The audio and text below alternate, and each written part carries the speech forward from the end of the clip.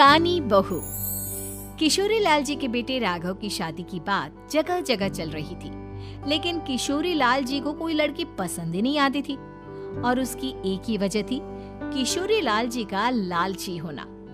उनको लड़की वालों से मोटा दहेज चाहिए था और इसी चक्कर में एक दिन वो एक बहुत पैसे वाले के घर अपने बेटे का रिश्ता लेकर पहुंचे। उस आदमी का नाम था ओम प्रकाश। देखिए किशोरी लाल जी, मेरी एक ही बेटी है और मेरी सारी संपत्ति जायदाद सब कुछ मेरी बेटी नैना का ही है। पापा, नाम से लगता है बहुत खूबसूरत होगी। कितना अच्छा नाम है ना, नैना। ओ, वैसे बात तो सही है आपकी। अब इतना पैसा है, जमीन जायदाद है, इकलौती बेटी, आप भी क्या करेंगे? सब कुछ उसे ही देंगे ना। बिल्कुल ठीक पहचाना आपने।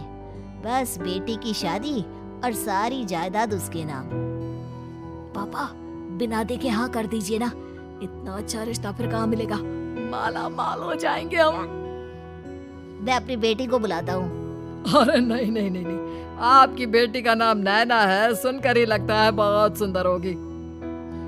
रहने दीजिए अंकल, मैं तो आपकी बेटी के नाम से ही इतना खुश हो गया हूँ कि उसे बिना देखे शादी करने को तैयार हूँ। अब तो मैं उसका चेहरा सीधे शादी के बाद ही देखूंगा। और इस तरह राघव नैना का चेहरा नहीं देखता और उससे शादी कर लेता है। शादी के बाद अपनी सुहाग रात पर जब राघव नैना का घूंघट उठाकर देखता है तो नैना की आंखें बंद थी। कितने खूबसूरत हो तुम नैना, जरा अपनी आंखें खोलकर मेरी तरफ देखो तो सही। नहीं, मुझे शर्म आती है। अरे, मैंने तुम्हें शादी से पहले भी नहीं देखा, और अब अगर तुम आंखें खोलकर मुझे देखोगे भी नहीं तो मुझे अच्छा कैसे लगेगा?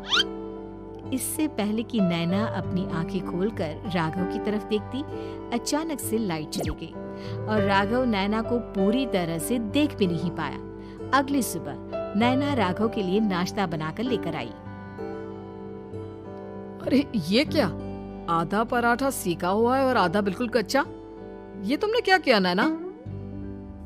बहू, तुमने क्या आधा पराठा तवे से नीचे लटका कर रखा था, जो आधा सिका है और आधा कच्चा? मुझे जितना दिखेगा उतना ही तो सीखूंगी ना पापा जी।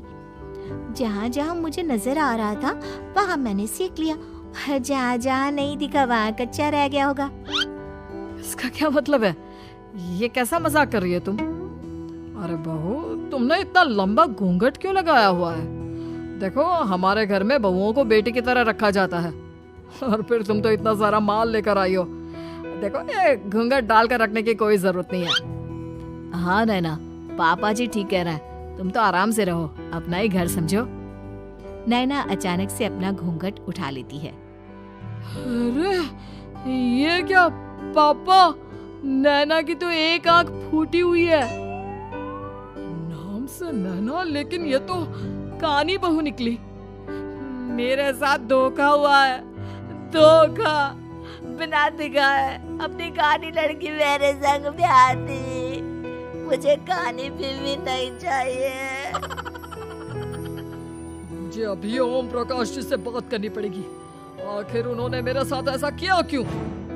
अरे, आप लोगों ने ही तो पापा से कहा था कि आप लोग शादी से पहले मुझे देखना नहीं चाहते। अब मेरे पापा पर क्यों इल्जाम लगा रहे हैं? अरे लेकिन उन्हें बताना तो चाहिए था ना कि तुम कानी हो, एक आंख से तुम्हें दिखाई नहीं देता। किशोरी लाल और राघव नाराज होकर ओम प्रकाश को अपने घर बुलाते हैं। पापा जी, ये आपने क्या किया? शादी से पहले बताया क्यों नहीं कि नैना की आंखों में परेशानी है? अरे, आप ही ने तो लड़की देखने से मना कर दिया था। और लेकिन आप बता तो सकते थे। आपको तो हमारी बेटी की प्रॉपर्टी चाहिए थी, वो भी पूरी की पूरी। अब क्या हुआ अगर उसे आधा दिखाई देता है? प्रॉपर्टी तो आपको पूरी मिल गई ना। अरे ये क्या बात हुई? मेरी शादी प्रॉपर्टी से नहीं, आपकी बेटी से हुई है। अब ये तो पहले सोचना चाहिए था, तब तो मेरी प्रॉपर्टी देखकर तुम्हारी जुबान लप लपा रही थी। लेकिन मैं कानी लड़की को अपनी बीवी बनाकर नहीं रख सकता। पापा, कुछ करिए ना आप। हाँ, करता हूँ।